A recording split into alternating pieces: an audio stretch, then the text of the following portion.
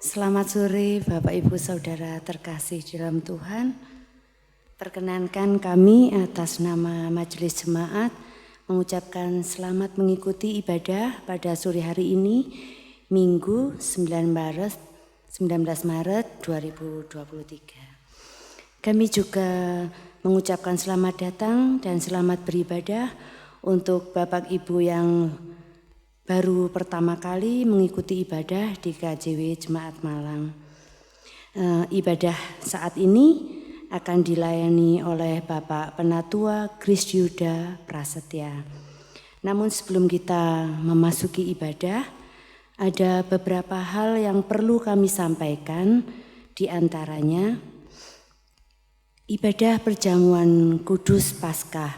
Perjamuan kudus Paskah dilaksanakan pada Jumat 7 April 2023. Dilaksanakan pada pukul 7 dan pukul 17 waktu Indonesia bagian Barat. Yang kedua, PTWG ke-1 mengundang warga jemaat, pelayan ibadah dan anggota majelis jemaat untuk hadir dalam PTWG ke-1 dengan tema Homiletika yang akan dilaksanakan pada hari Rabu 22 Maret 2023 jam 9 di gedung gereja. Pembicara Pendeta Kukuh Iman Kristiawan SSI. Baiklah Bapak Ibu Saudara, untuk menjaga kehikmatan dalam beribadah, kami memohon Bapak Ibu Saudara yang membawa HP untuk sementara merubah pada mode silent. Terima kasih. Bapak Ibu Saudara, kami undang untuk berdiri. Kita akan bersama-sama memasuki ibadah. Saudara-saudara yang terkasih, marilah kita datang menghadap Tuhan dengan hati yang penuh sukacita dan menghampiri tahtanya untuk memuliakan namanya dengan hati yang tulus. Mari kita memuji nama Tuhan dengan menyanyi Ampuni Aku Dalam Cintamu.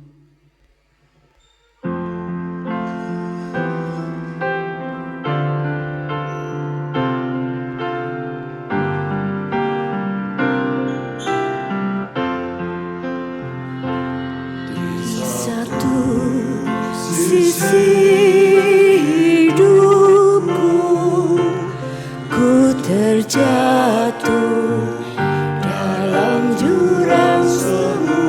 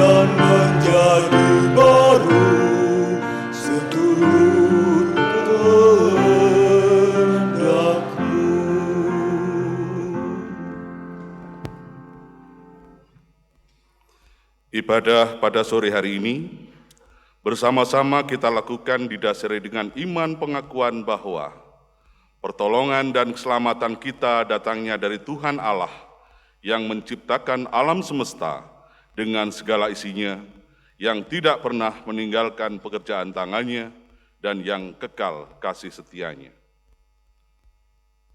Salam dan damai sejahtera dari Allah, Bapa kita, dan dari Tuhan kita, Yesus Kristus menyertai kita sekalian. Amin. Kami persilakan duduk. Bapak, Ibu, dan Saudara yang terkasih, tema ibadah kita pada minggu ini sesuai dengan tema liturgis GKJW adalah GKJW meneladani solidaritas Yesus dalam keseharian. Dengan tema khotbah, meneladani Tuhan Yesus yang solider adalah kesaksian hidup kita.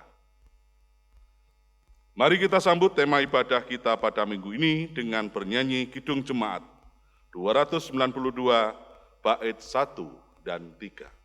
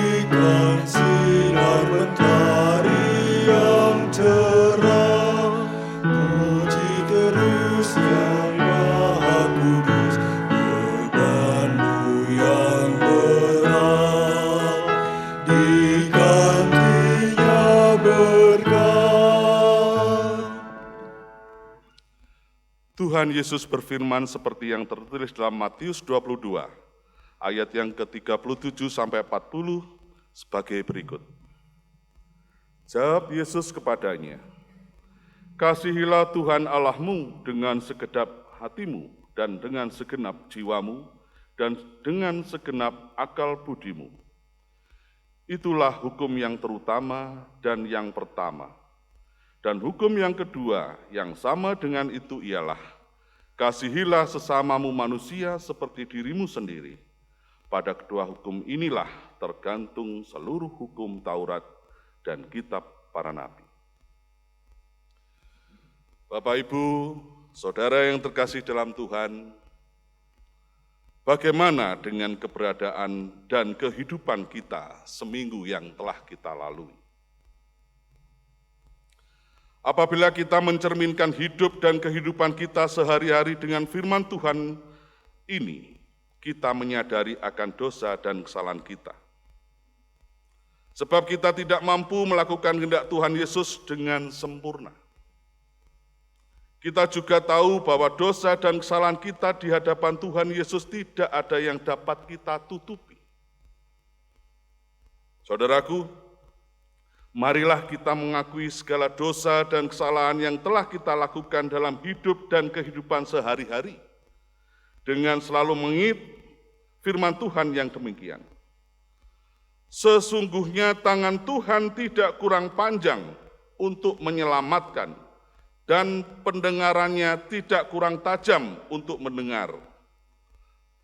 Tetapi yang merupakan pemisah antara kamu dan Allahmu ialah segala kejahatanmu, dan yang membuat dia menyembunyikan diri terhadap kamu, sehingga ia tidak mendengar ialah segala dosamu.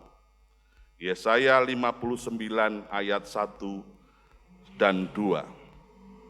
Jemaat kekasih Kristus, mari kita berdoa memohon pengampunan kepada Tuhan yang Maha Kasih melalui pujian Kidung Jemaat nomor 23, bait 1 sampai dengan 3.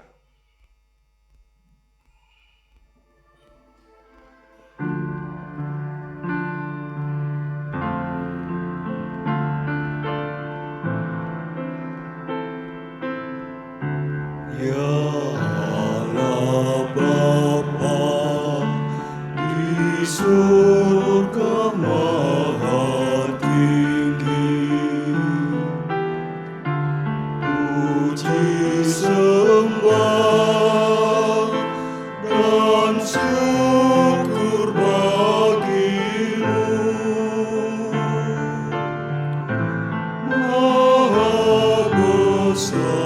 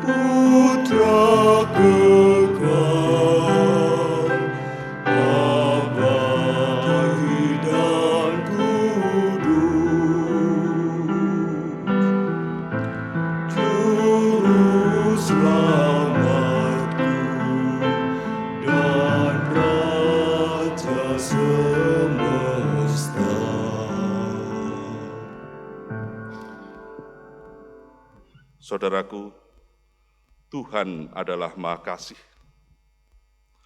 Tuhan adalah Maha Pengampun. Apabila kita mau mengakui segala dosa dan kesalahan dengan hati yang tulus, maka Tuhan akan mengampuni kita.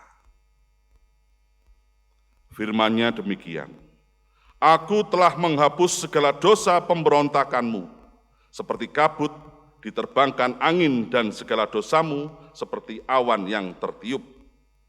Kembalilah kepadaku, sebab aku telah menebus engkau. Yesaya 44 ayat yang ke-22. Jemaat kami undang untuk berdiri, mari kita pujikan Kidung Jemaat nomor 36, bait yang kedua.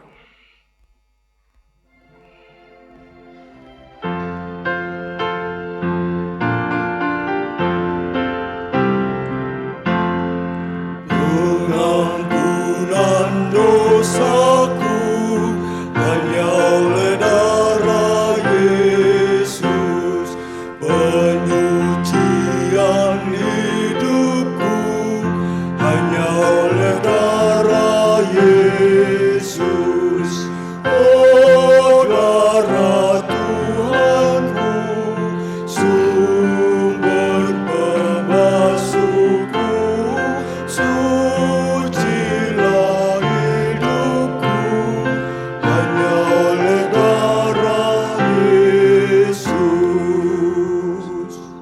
Selanjutnya terimalah petunjuk hidup baru berdasarkan Lukas 21 ayat 11 sampai 15 dan 19 yang demikian. Dan akan terjadi gempa bumi yang dahsyat dan di berbagai tempat akan ada penyakit sampar dan kelaparan. Dan akan terjadi juga hal-hal yang mengejutkan dan tanda-tanda yang dahsyat dari langit. Tetapi sebelum semuanya itu kamu akan ditangkap dan dianiaya. Kamu akan diserahkan ke rumah-rumah ibadat dan penjara-penjara. Dan kamu akan dihadapkan kepada raja-raja dan penguasa-penguasa oleh karena namaku. Hal itu akan menjadi kesempatan bagimu untuk bersaksi. Sebab itu tetaplah di dalam hatimu supaya kamu jangan memikirkan lebih dahulu pembelaanmu. Sebab aku sendiri akan memberikan kepadamu kata-kata hikmat, sehingga kamu tidak dapat ditentang atau dibantah lawan-lawanmu. Kalau kamu tetap bertahan, kamu akan memperoleh hidupmu. Amin. Mari kembali memuji Tuhan dari NKB 19 bait yang pertama.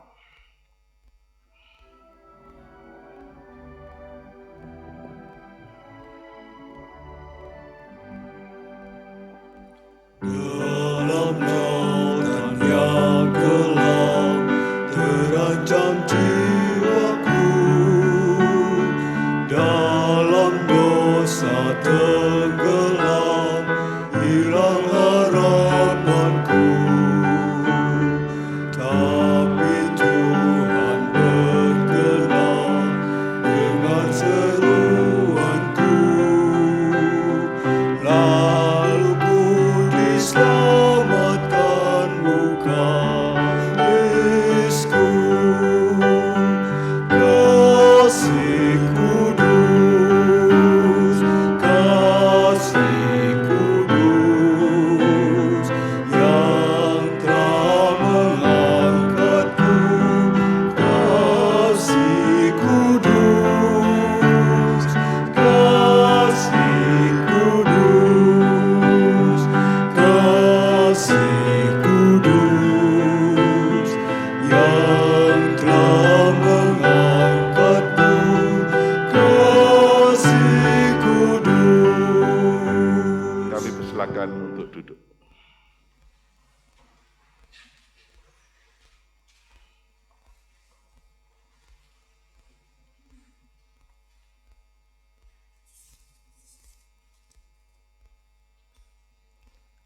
Bapak, Ibu, dan Saudara yang dikasihi Tuhan, sebelum membaca dan merenungkan firman Tuhan, marilah kita mohon pimpinan Tuhan. Mari kita berdoa.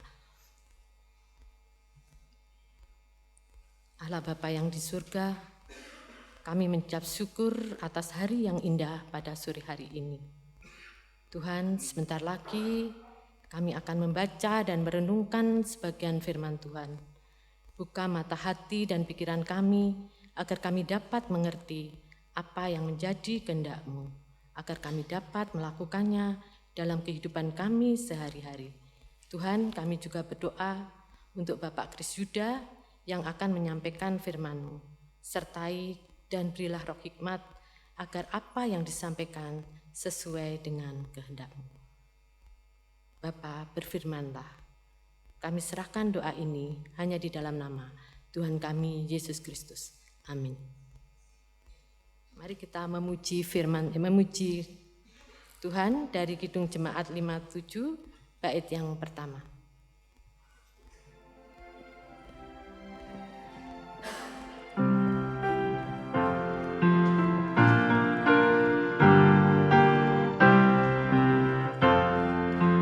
Yesus, lihat umat-Mu yang mendamba Kau berfirman,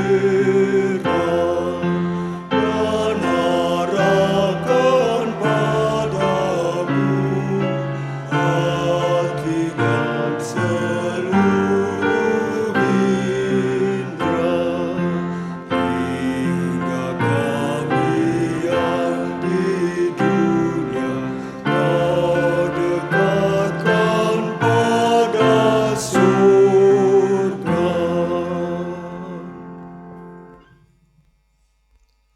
Firman Tuhan terambil dari 1 Samuel 16 ayat yang pertama sampai 13. Daud diurapi menjadi raja. Berfirmanlah Tuhan kepada Samuel, "Berapa lama lagi engkau berduka cita karena Saul? Bukankah ia telah kutolak sebagai raja atas Israel? Inilah tabung tandukmu dengan minyak, isilah tabung tandukmu dengan minyak dan pergilah. Aku mengutus engkau kepada Isai, orang Betlehem itu, sebab di antara anak-anaknya telah kupilih seorang raja bagiku." Tetapi Samuel berkata, "Bagaimana mungkin aku pergi? Jika Saul mendengarnya, ia akan membunuh aku." Firman Tuhan, "Bawalah seekor lembu muda dan katakan, aku datang untuk mempersembahkan korban kepada Tuhan. Kemudian undanglah Isai ke upacara pengorbanan itu. Lalu akan memberitahukan kepadamu apa yang harus kuperbuat. Urapilah bagiku orang yang akan kusebut kepadamu." Samuel berbuat seperti yang difirmankan Tuhan, dan tibalah ia di kota Betlehem. Para tua-tua di kota itu datang mendapatkannya dengan gemetar dan berkata, "Adakah kedatanganmu itu membawa selamat?"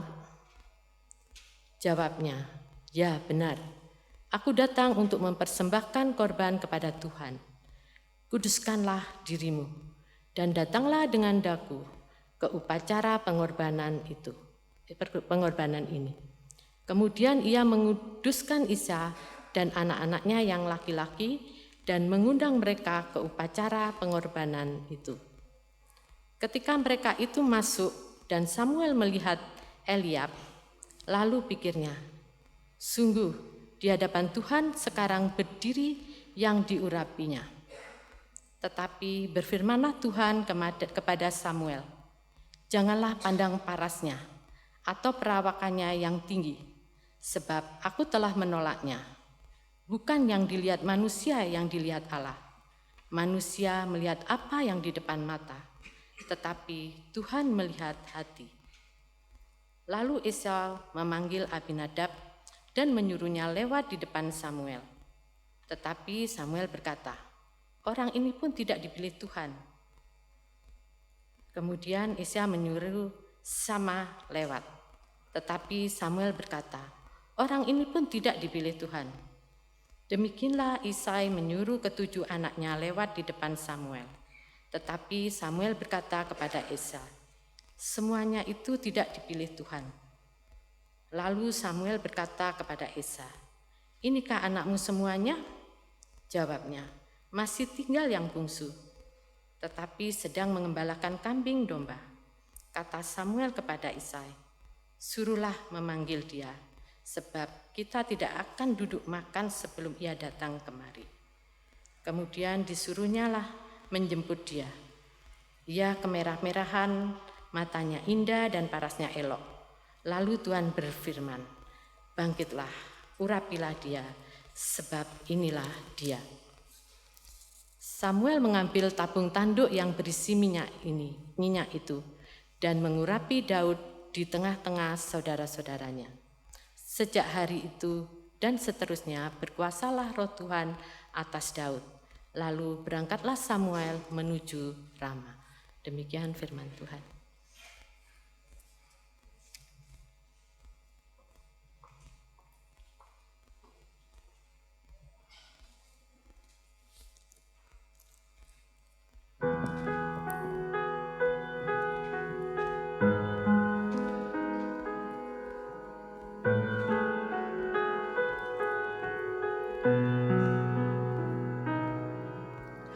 Tuhan adalah gembalaku, tak akan kekurangan aku. Ia membaringkan aku di padang yang berumput hijau. Bimbingku ke air yang tenang,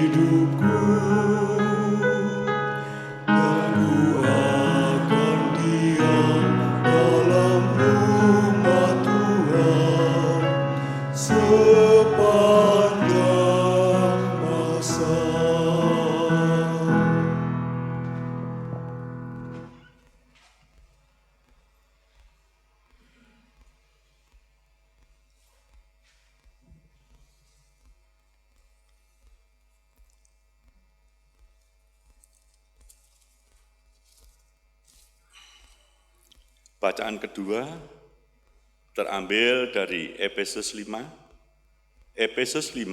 ayat 8 sampai dengan 14. Yang demikian firman Tuhan. Memang dahulu kamu adalah kegelapan, tetapi sekarang kamu adalah terang di dalam Tuhan. Sebab itu, hiduplah sebagai anak-anak terang. Karena terang hanya berbuahkan kebaikan dan keadilan dan kebenaran. Dan ujilah apa yang berkenan kepada Tuhan. Janganlah turut mengambil bagian dalam perbuatan-perbuatan kegelapan yang tidak berbuahkan apa-apa.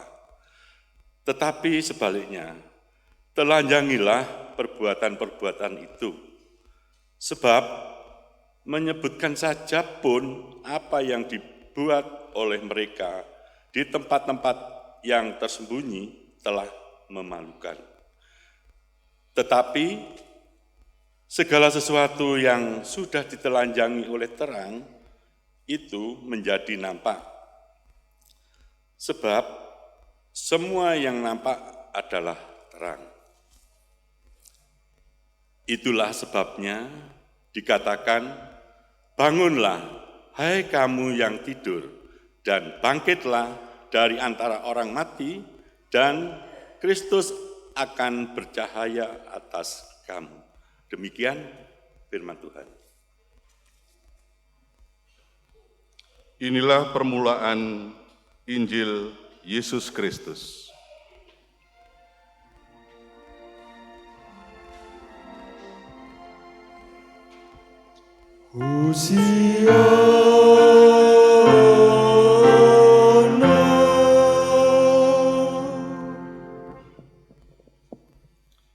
Injil Yesus Kristus menurut kesaksian Yohanes 9 ayat 1 sampai dengan 41. Demikian firman Tuhan.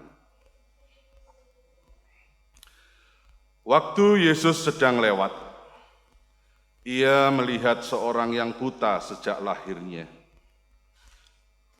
Murid-muridnya bertanya kepadanya, "Rabi, siapakah yang berbuat dosa orang ini? Sendiri atau orang tuanya, sehingga ia dilahirkan buta?" Jawab Yesus, "Bukan dia dan bukan juga orang tuanya, tetapi karena pekerjaan-pekerjaan Allah harus dinyatakan di dalam dia. Kita harus mengerjakan pekerjaan Dia yang mengutus aku selama masih siang, akan datang malam, di mana tidak ada seorang pun yang dapat bekerja. Selama aku di dalam dunia, akulah terang dunia." Setelah ia mengatakan semua itu, ia meludah ke tanah dan mengaduk ludahnya itu dengan tanah, lalu mengoleskannya pada mata orang buta tadi dan berkata kepadanya, "Pergilah, basuhlah dirimu di kolam Siloam." Siloam artinya yang diutus. Maka pergilah orang itu, ia membasuh dirinya, lalu kembali dengan mata sudah melek. Tetapi tetangga-tetangganya dan mereka yang dahulu mengenalnya sebagai pengemis berkata, "Bukankah dia yang selalu mengemis? Ada yang benar, benar dialah ini." Ada pula yang berkata, "Bukan, tetapi ia serupa dengan dia." Orang itu sendiri berkata, "Benar, akulah itu," kata mereka kepadanya. "Bagaimana matamu menjadi melek?" Jawabnya, orang yang disebut Yesus itu mengaduk tanah, mengolesnya pada mataku dan berkata kepadaku, "Pergilah ke Siloam dan basuhlah dirimu." Lalu aku pergi dan setelah aku membasuh diriku, aku dapat melihat. Lalu mereka berkata kepadanya, "Di manakah dia?" Jawabnya, "Aku tidak tahu." Lalu mereka membawa orang yang tadinya buta itu kepada orang-orang Farisi. Adapun hari waktu Yesus mengaduk tanah dan memelekkan mata orang itu adalah hari Sabat. Karena itu orang-orang Farisi pun bertanya kepadanya, bagaimana matanya menjadi melek? Jawabnya, ia mengoleskan adukan tanah pada mataku, lalu aku membasuh diriku, dan sekarang aku dapat melihat. Maka kata sebagian orang Farisi itu, orang ini tidak datang dari Allah, sebab ia tidak memelihara hari Sabat. Sebagian pula berkata, bagaimanakah seorang pendosa dapat membuat mujizat yang demikian? Maka timbullah pertentangan di antara mereka. Lalu kata mereka pula kepada orang buta itu, dan engkau apakah katamu tentang dia? Karena ia telah memelekkan matamu. Jawabnya, ia adalah seorang nabi. Tetapi orang-orang Yahudi tidak percaya bahwa tadinya ia buta dan baru dapat melihat lagi sampai mereka memanggil orang tuanya dan bertanya kepada mereka, inikah anakmu yang kamu katakan bahwa ia lahir buta? Kalau begitu bagaimanakah ia sekarang dapat melihat? Jawab orang itu, yang kami tahu ialah bahwa dia ini anak kami dan bahwa ia lahir buta. Tetapi bagaimana ia sekarang dapat melihat, kami tidak tahu. Dan siapa yang memelekkan matanya, kami tidak tahu juga. Tanyakanlah kepadanya sendiri, ia sudah dewasa, ia dapat berkata-kata untuk dirinya sendiri. Orang tuanya berkata demikian karena mereka takut kepada orang-orang Yahudi. Sebab orang-orang Yahudi itu telah sepakat bahwa setiap orang yang mengaku dia sebagai Mesias akan dikucilkan. Itulah sebabnya maka orang tuanya berkata, ia telah dewasa, tanyakanlah kepadanya sendiri. Lalu mereka memanggil sekali lagi orang yang tadinya buta itu dan berkata kepadanya, katakanlah kebenaran di hadapan Allah. Kami tahu bahwa orang itu orang berdosa. Jawabnya, apakah orang itu orang berdosa? Aku tidak tahu. Tetapi satu hal aku tahu, yaitu bahwa aku tadinya buta dan sekarang dapat melihat. Kata mereka kepadanya, apakah yang diperbuatnya padamu? Bagaimana ia memelekkan matamu? Jawabnya, telah kukatakan kepadamu dan kamu tidak mendengarnya. Mengapa kamu hendak mendengarkannya lagi? Barangkali kamu mau menjadi muridnya juga. Sambil mengejek, mereka berkata kepadanya, engkau murid orang itu, tetapi kami murid-murid Musa. Kami tahu bahwa Allah telah berfirman kepada Musa, tetapi tentang dia itu kami tidak tahu dari mana ia datang. Jawab orang itu kepada mereka, aneh juga bahwa kamu tidak tahu dari mana ia datang, sedangkan ia telah memelekkan mataku. Kita tahu bahwa Allah tidak mendengarkan orang-orang berdosa, melainkan orang-orang yang saleh dan yang melakukan kehendaknya. Dari dahulu sampai sekarang tidak pernah terdengar bahwa ada orang yang memelekkan mata orang yang lahir buta. Jikalau orang itu tidak datang dari Allah, ia tidak dapat berbuat apa-apa. Jawab mereka, engkau ini lahir sama sekali dalam dosa, dan engkau hendak mengajar kami. Lalu mereka mengusir dia keluar, dan Yesus mendengar bahwa ia telah diusir keluar oleh mereka. Kemudian ia bertemu dengan dia dan berkata, percayakah engkau kepada Anak Manusia? Jawabannya, siapakah dia, Tuhan? Supaya aku percaya kepadanya. Kata Yesus kepadanya, engkau bukan saja melihat dia, tetapi dia yang sedang berkata-kata dengan engkau. Dialah itu. Katanya, aku percaya Tuhan. Lalu ia sujud menyembahnya. Kata Yesus, aku datang ke dalam dunia untuk menghakimi, supaya barang siapa yang tidak melihat dapat melihat, dan supaya barang siapa yang dapat melihat menjadi buta. Kata-kata itu didengar oleh beberapa orang Farisi yang berada di situ, dan mereka berkata kepadanya, apakah itu berarti bahwa kami juga buta? Jawab Yesus kepada mereka, sekiranya kamu buta, kamu tidak berdosa, tetapi karena kamu berkata kami melihat, maka tetaplah berdosa.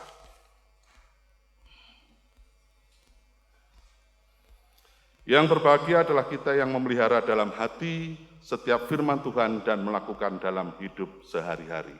Amin.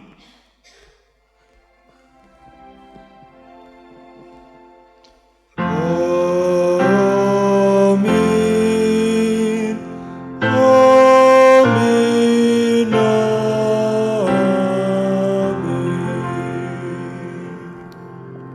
Bapak Ibu, selamat sore. Selamat bertemu di ibadah minggu pada sore hari ini. Dan pasti ada sukacita karena Tuhan selalu menyertai kita. Seperti yang di depan tadi kami menyampaikan bahwa tema khotbah minggu ini adalah meneladani Tuhan Yesus yang solider adalah kesaksian hidup kita. Bapak Ibu Saudara yang terkasih di dalam Tuhan,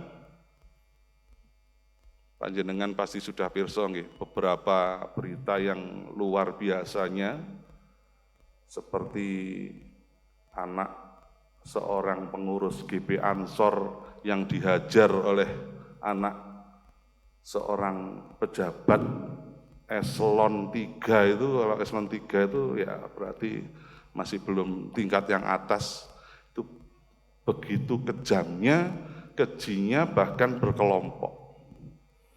Panjenengan juga pasti juga membaca, melihat berita di Bogor anak sekolah atau apa yang dibacok itu. Sepertinya akhir-akhir ini rasa empati, rasa kasihan itu semuanya sudah hampir tipis, hampir hilang.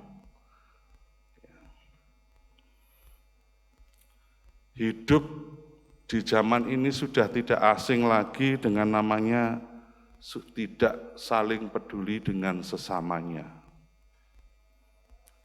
Tidak mau tahu penderitaan orang lain.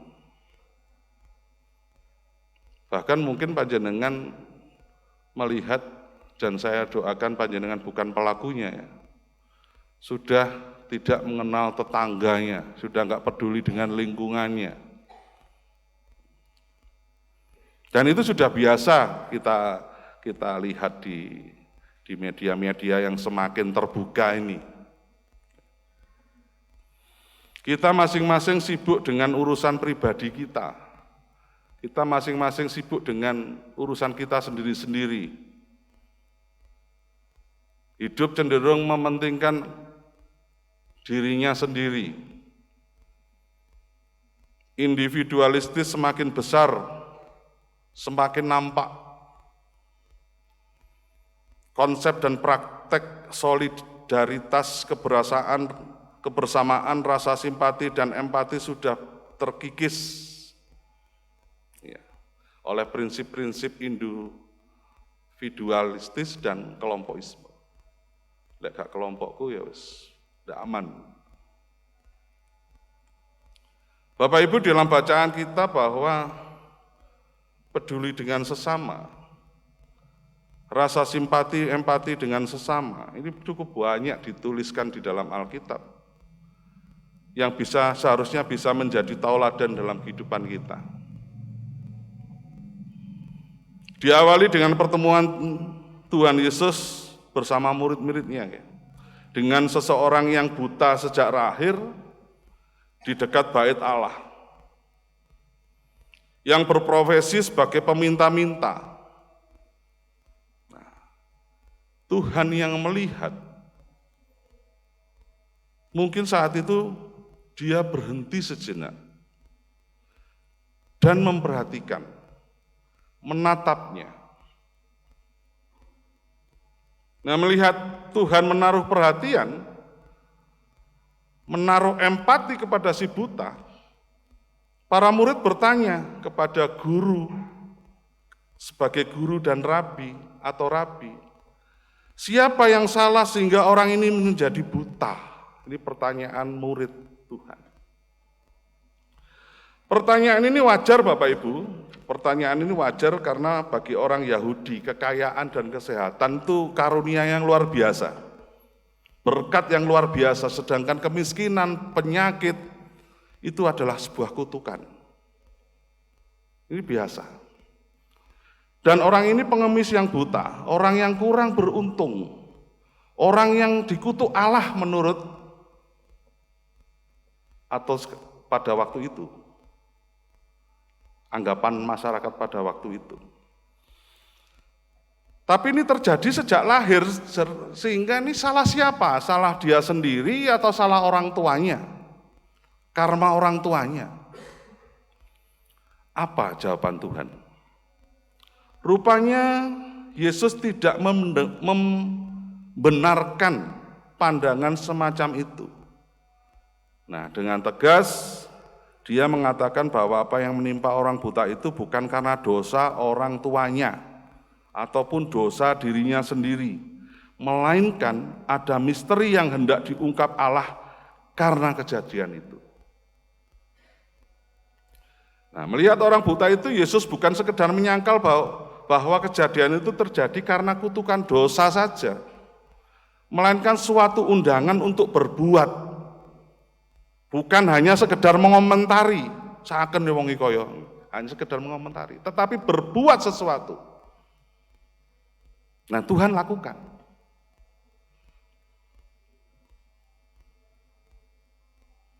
Yesus menegaskan bahwa melihat orang buta itu kita harus berbuat sesuatu, yaitu melaksanakan pekerjaan Dia yang mengutus Yesus. Yesus mengatakan kita, bukan hanya aku. Kita harus berbuat sesuatu. Melihat sesuatu maka kita harus bereaksi dengan tepat.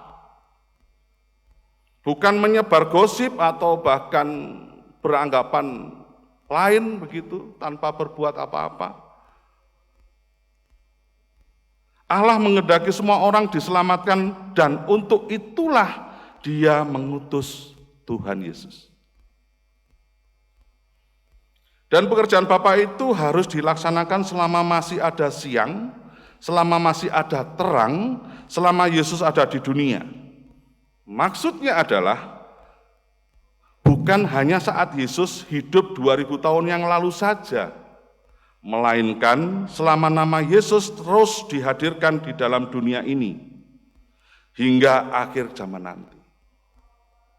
Kitalah yang bertugas menghadirkan terang itu sekarang. Yesus adalah terang dunia, selama kita sebagai gereja yang terus membawanya kepada dunia hingga kesudahannya, inilah tugas kita sebagai orang yang sudah diselamatkan oleh Tuhan. Bukan sekedar mewartakan, bukan sekedar mengajarkan, bukan sekedar berteori saja, melainkan terutama menghadirkan agar Dia senantiasa ada di dalam dunia. Dan itu dirasakan oleh semua orang. Apa yang dilakukan Yesus untuk menyembuhkan orang buta itu? Sesuatu perbuatan yang sangat simbolis. Meludah ke tanah, mengaduknya, mengoleskannya ke mata orang itu. Apa artinya? Artinya bahwa yang berkuasa menyelamatkan orang itu dari kebutaannya adalah Allah sendiri. Allah yang menjelma menjadi manusia. Allah sendirilah yang telah memelekkan mata orang itu. Hanya Allah yang memungkinkan kita bisa melihat sang terang. Allah menyimbolkan penjelmaannya menjadi manusia seperti air ludahnya yang dicampur dengan tanah, menjadi satu dengan tanah sebagaimana manusia dibuat dari debu tanah. Namun itu tidak cukup. Perlu ada tindakan nyata dari si buta untuk berbuat sesuatu bagi kesembuhannya. Maka Yesus menyuruhnya untuk membasuh dirinya di kolam Siloam. Sebelum orang itu bisa melihat, Yesus menyuruhnya untuk membasuh dirinya. Pertanyaannya, mengapa dia mau? Mengapa dia percaya? Dari tadi kita tidak melihat, tidak mendengar reaksi apapun dari si buta. Kalau kita baca Yohanes tadi. Mungkin dari tadi dia tertegun Bapak Ibu, mendengarkan percakapan Yesus dan para muridnya. Dan dia percaya pada Dia yang oleh para murid disebut sebagai Rabi itu. Dia percaya dan mempercayakan diri pada orang yang telah mengolesi matanya dengan air ludah dan tanah itu. Diperlukan tindakan iman dan kepasrahan agar mujizat menjadi nyata. Menarik bahwa Yesus menyuruhnya membasuh diri ke kolam Siloam. Kolam Siloam merupakan suatu tempat penampungan air untuk orang-orang yang tinggal di Yerusalem yang dibangun oleh Raja Hizkia pada abad ke-7 sebelum Masehi. Lebih lanjut dikatakan bahwa para nabi air Siloam merupakan tanda dari berkat Allah.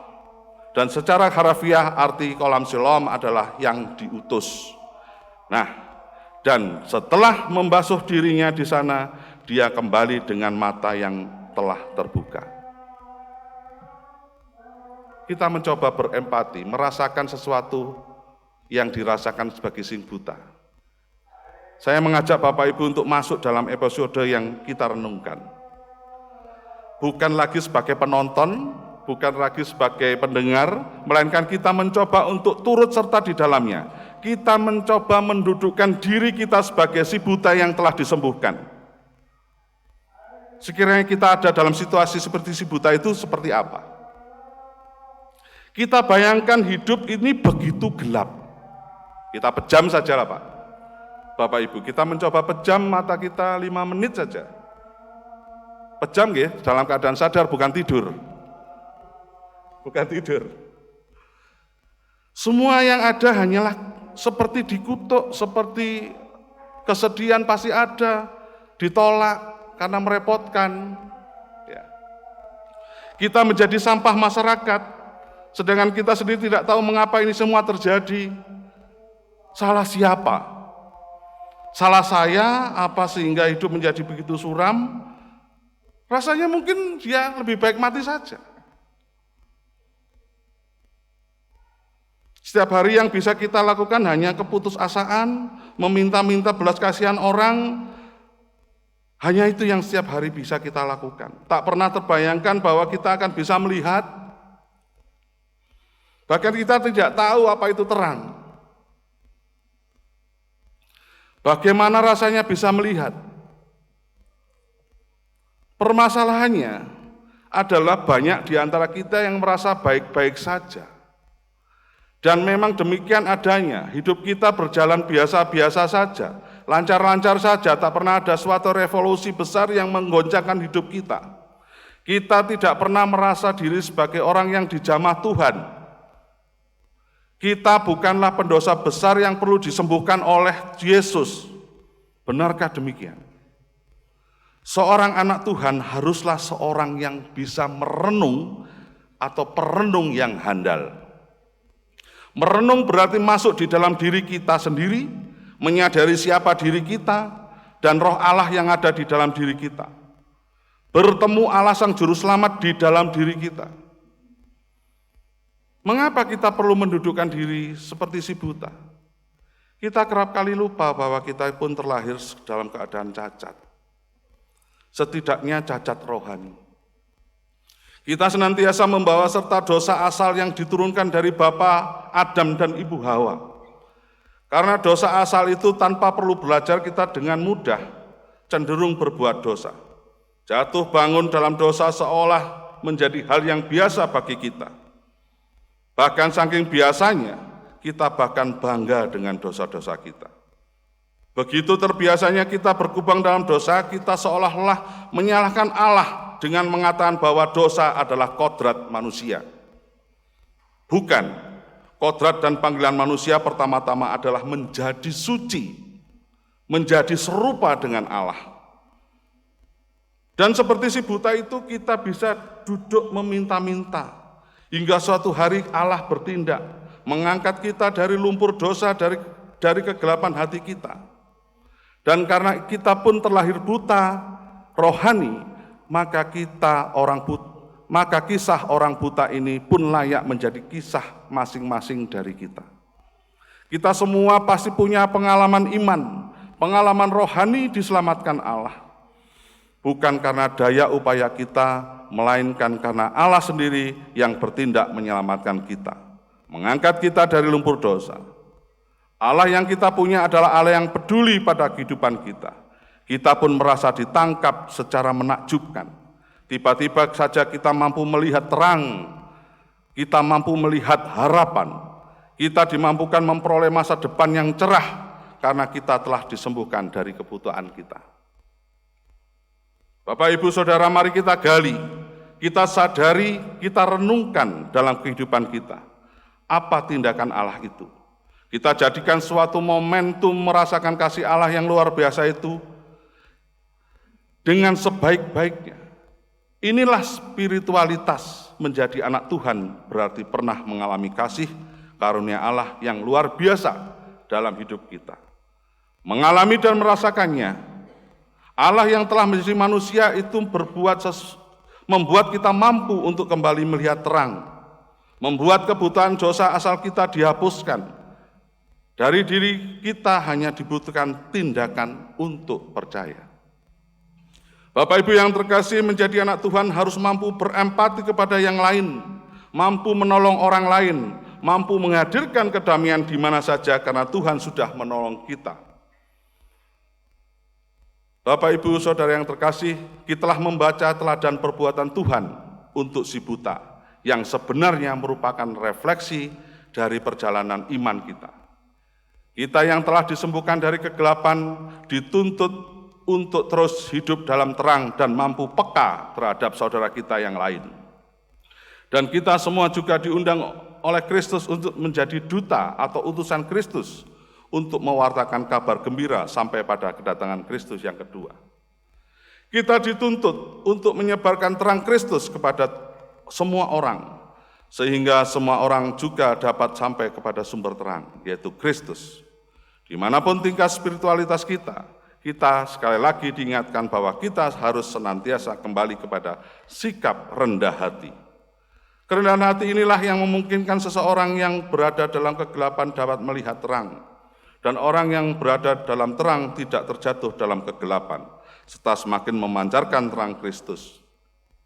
Dengan rendah hati, manusia akan dimampukan berempati kepada saudaranya yang lain, mampu berbuat untuk saudaranya yang lain. Pertanyaan berikutnya, maukah kita diutus? Diutus Tuhan untuk mampu memahami dan menolong orang yang butuh pertolongan kita. Bapak Ibu Saudara yang dikasihi Tuhan, Tuhan dapat mengutus siapa saja untuk menjadi utusan Tuhan menyebarkan damai sejahtera bagi semua umat. Tuhan tidak memanggil orang-orang yang berkualitas, tapi Dia membuat berkualitas orang-orang yang dipanggilnya.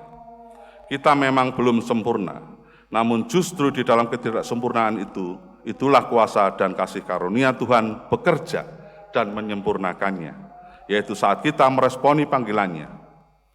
Jadilah sempurna, sebab Bapamu sempurna. Mari kita meneladani Dia dalam kehidupan kita sehari-hari.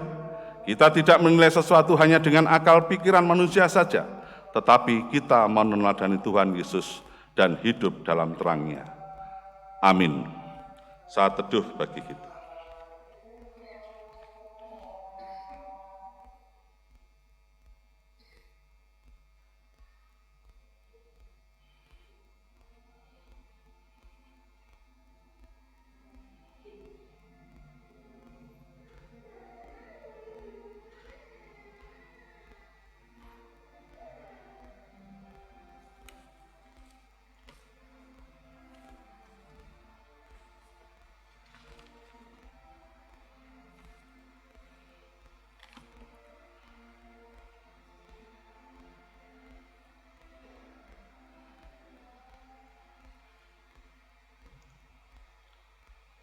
Kita bernyanyi Hitung Jemaat 467, bait 2 dan 3.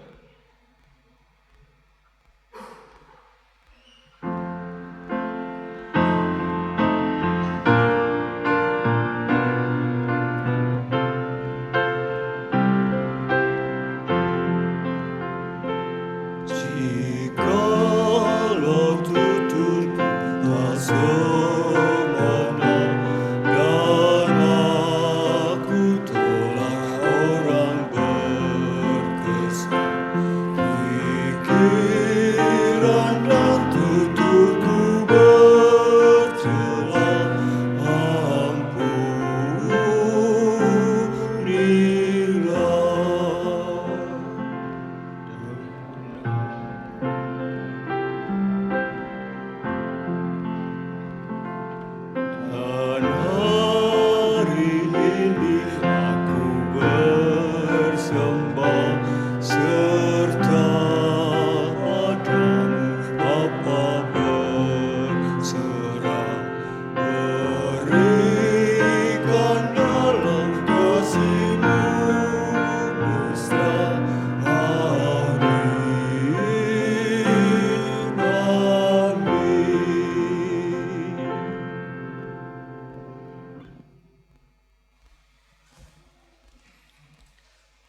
dipersilahkan bangkit berdiri.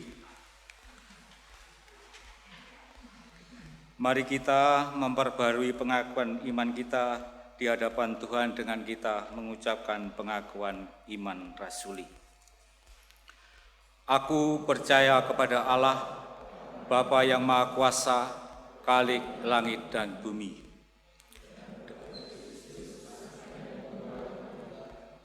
Yang dikandung daripada Roh Kudus, lahir dari anak darah Maria, yang menderita di bawah pemerintahan Pontius Pilatus, disalibkan, mati dan dikuburkan, turun ke dalam kerajaan maut. Pada hari yang ketiga, bangkit pula dari antara orang mati, naik ke surga, duduk di sebelah kanan Allah kuasa, dan akan datang dari sana untuk menghakimi orang yang hidup dan yang mati. Aku percaya kepada Roh Kudus, gereja yang kudus dan am, persekutuan orang kudus, pengampunan dosa, kebangkitan daging, dan hidup yang kekal. Amin. Dipersilahkan duduk kembali.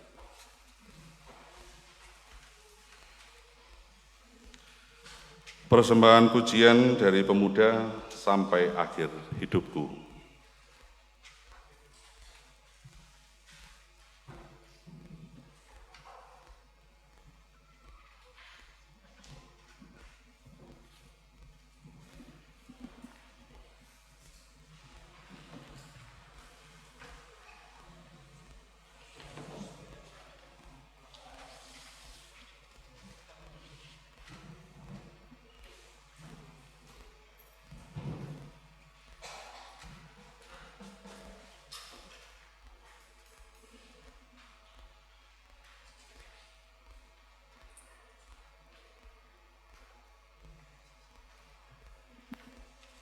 Cek 1.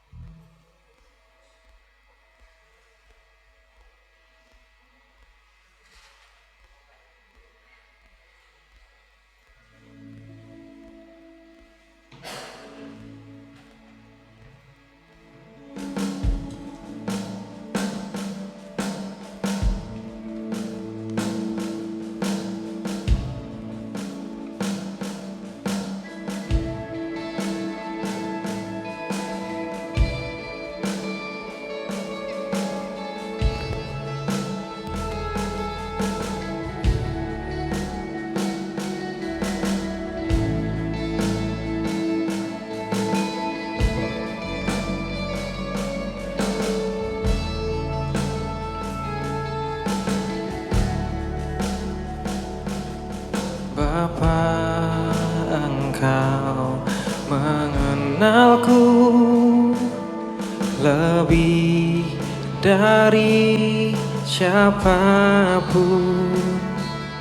Kuasa-Mu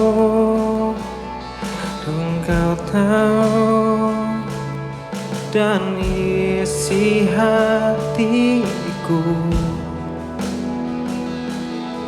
Tak peduli masa lalu, Engkau tetap memilihku. Ubahkanku, sempurnakan, jadi karya yang indah.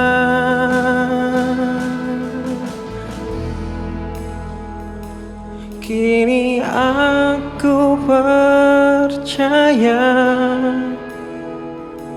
tiada yang mustahil bagimu. Kuasa-Mu kuatkanku, dasarku berharap. Kini aku berserah pada rancangan bagiku. Ku ikuti panggilanmu, ku kan setia sampai akhir hidupku.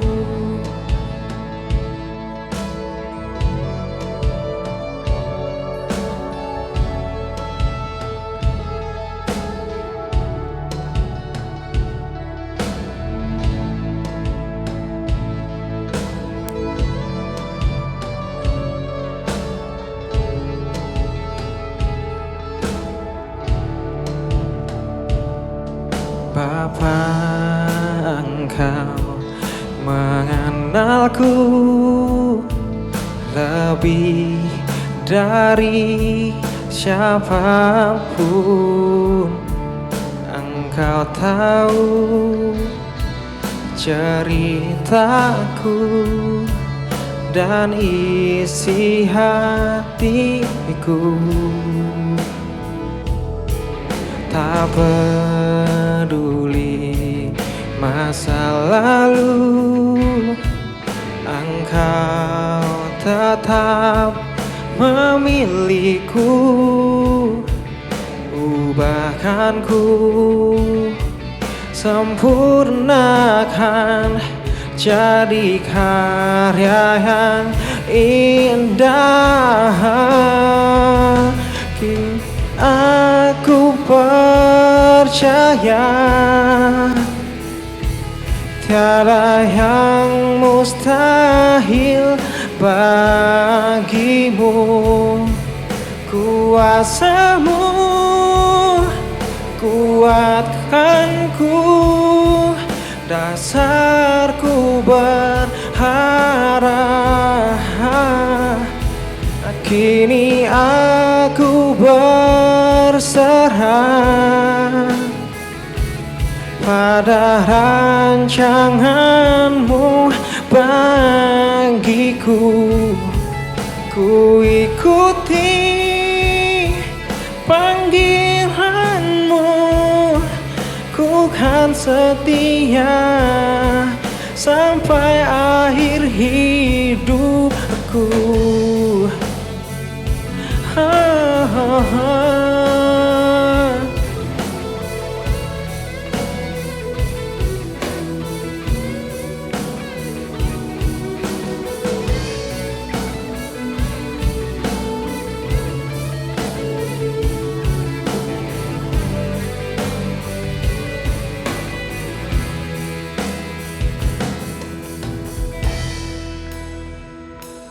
Kini aku percaya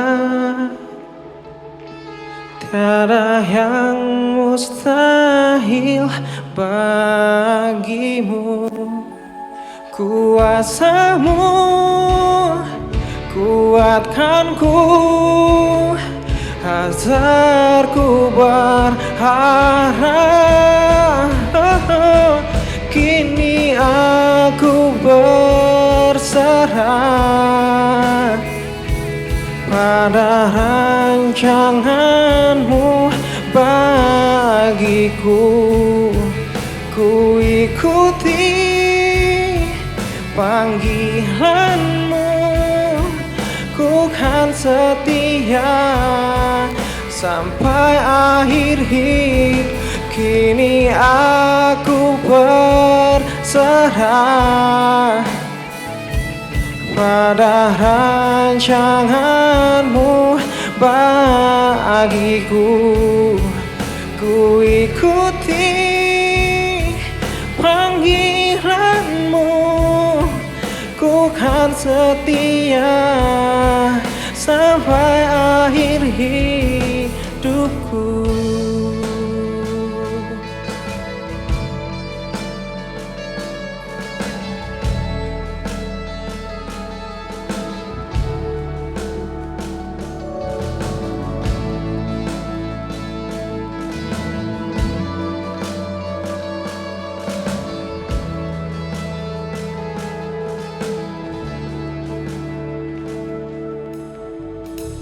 Terima kasih.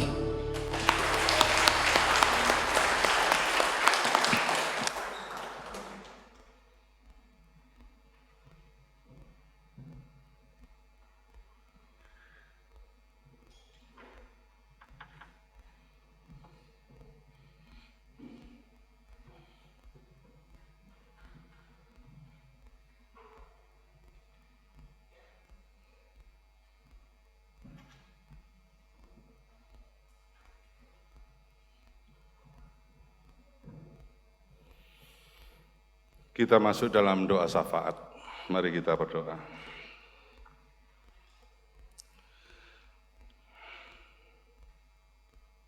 Kami mengucap syukur hanya kepadamu Bapa, karena kasih, karena penyertaan-Mu, karena berkat-Mu dan anugerah-Mu, kami dapat melalui kehidupan kami hingga sampai saat ini.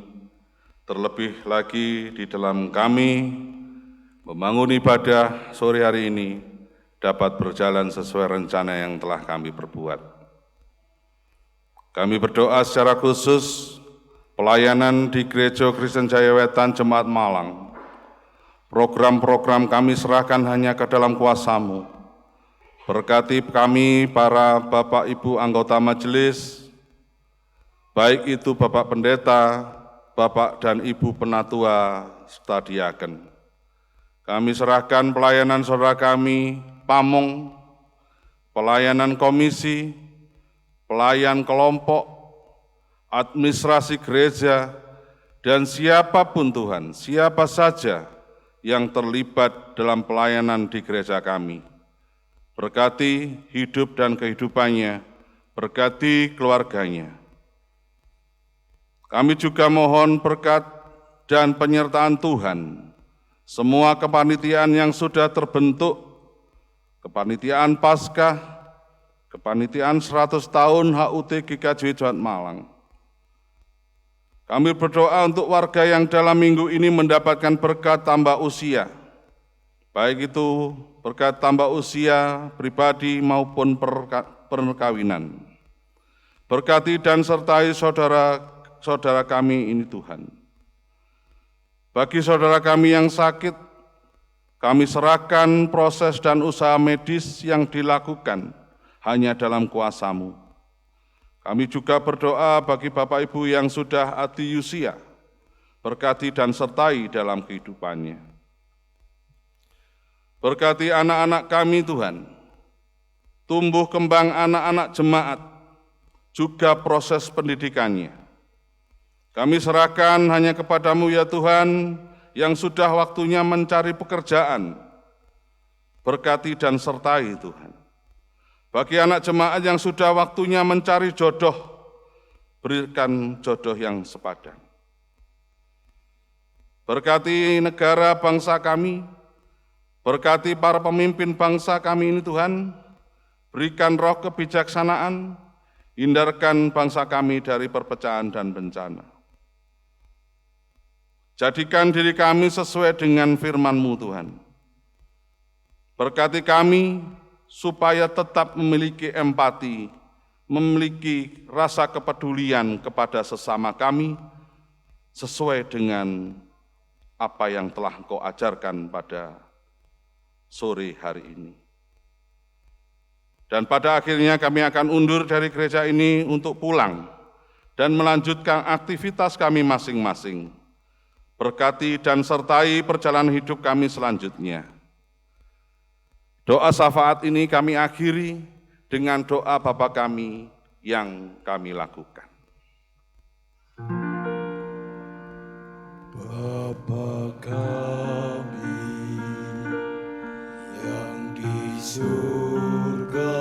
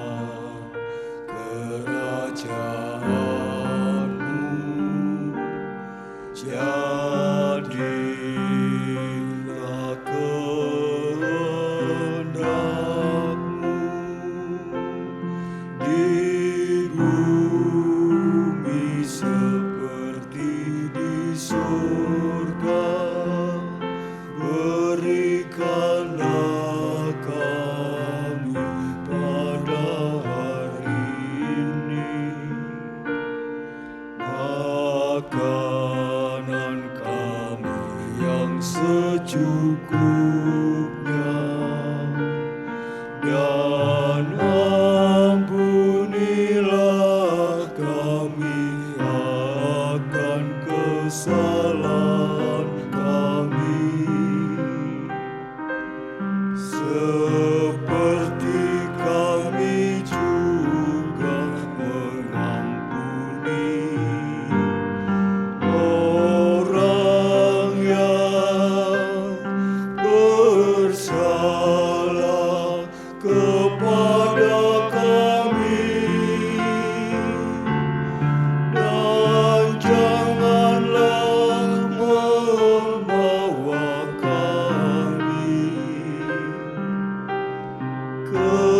dalam pencobaan, tetapi lepaskanlah kami daripada yang jahat, karena Engkaulah yang mempunyai kerajaan dan kuasa dan kemuliaan sampai selama-lamanya.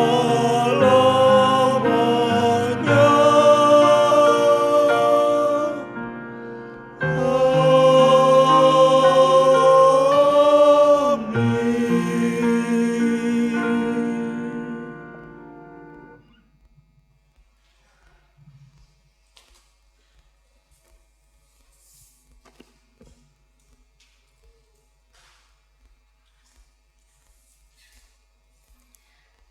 Bapak, Ibu, dan Saudara yang terkasih di dalam Tuhan, penyertaan dan berkat Tuhan untuk kita umat-Nya tidak pernah berhenti. Kebaikan dan kasih-Nya yang telah menyelamatkan kita. Karena kebaikan-Nya itu, marilah kita mengucap syukur dan kita wujudkan dalam persembahan kita. Sebagai dasar di dalam kita mempersembahkan persembahan kita, ada tertulis di dalam Mazmur pasal 50 ayatnya yang ke-23. Demikian firman Tuhan. Siapa yang mempersembahkan syukur sebagai korban, ia memuliakan aku. Siapa yang jujur jalannya, keselamatan yang dari Allah akan kuperlihatkan kepadanya. Mari, Bapak, Ibu, Saudara yang terkasih, kita mempersembahkan persembahan yang sudah kita siapkan dari rumah kita masing-masing, sambil kita memuliakan nama Tuhan dengan lagu medley Kidung Jemaat nomor 293 dan NKB nomor 143.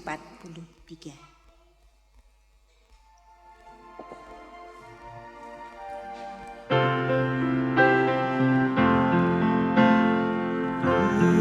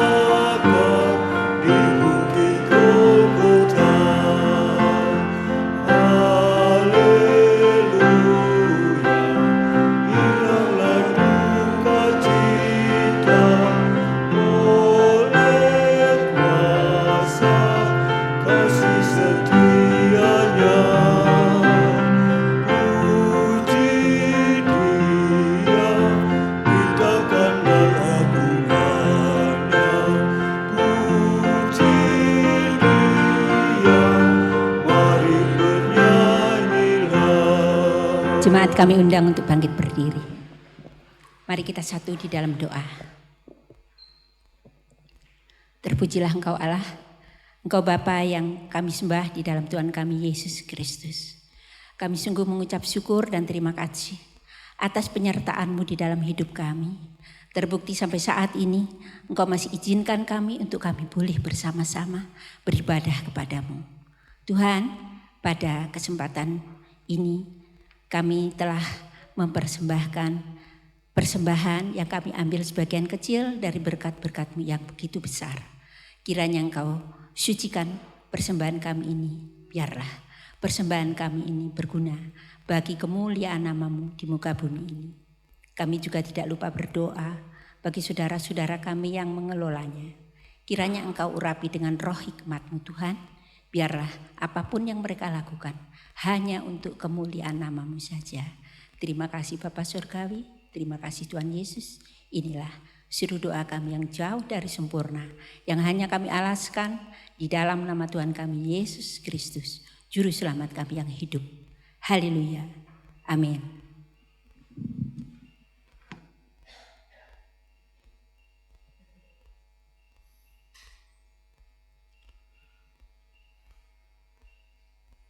Saudara-saudara, mari kita undur dari hadapan Tuhan dengan damai dan penuh sukacita. Kita jalani hidup kita dengan ucapan syukur. Hitung Jemaat 424 bait 1 dan 2.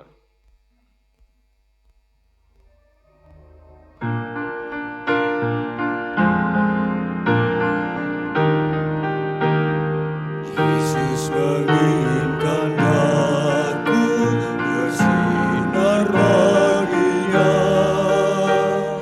dimanapun ku berada, ku menyenangkannya. Bersinar, bersinar, itulah kehendak Yesus. Bersinar, bersinar, aku bersinar terus. Yesus menginginkan aku menolong orang lain, manis dan sopan selalu ketika ku bermain. Bersinar, bersinar, itulah kehendak Yesus. Bersinar, bersinar, aku bersinar terus. Kita menerima berkat dari Tuhan. Allah Bapa sumber segala anugerah, Tuhan Yesus sumber segala kasih karunia, dan Roh Kudus sumber segala penghiburan, senantiasa menyertai, memberkati dan mendewasakan saya dan kita semua, kini dan selama-lamanya. Amin. Ampuni aku dalam cinta-Mu.